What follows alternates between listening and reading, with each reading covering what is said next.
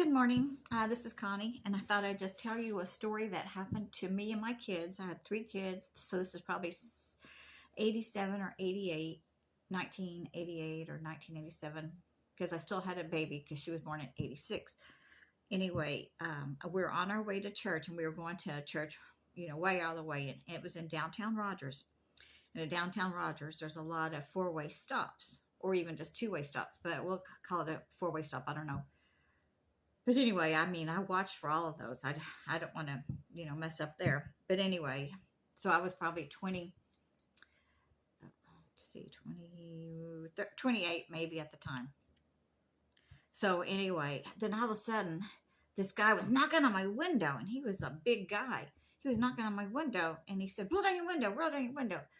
I didn't, maybe just an inch or two, just like, because I was completely terrified. Nobody ever comes knocking on my window. So he was knocking on the window, and he said, you just ran that four-way stop. You just ran it. I said, I don't know. I don't think I did. I really don't think I did. And I'm sorry if I did. And he said, that's what killed my brother just a few months ago. That's what killed my brother.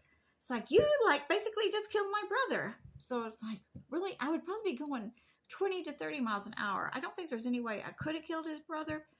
But I mean, I didn't do that, but he's just like acting like anybody that he perceives as having ran a four-way stop killed his brother. So anyway, he kept saying, get out of the car, get out of the car. Well, I just thought, I don't think I'm going to get out of the car. So anyway, I didn't fight, and finally I just left, but I should have just left like immediately. Once he started knocking on my windows, because I had three little kids in the car that were depending on me to keep them alive, and here this guy is a nut job.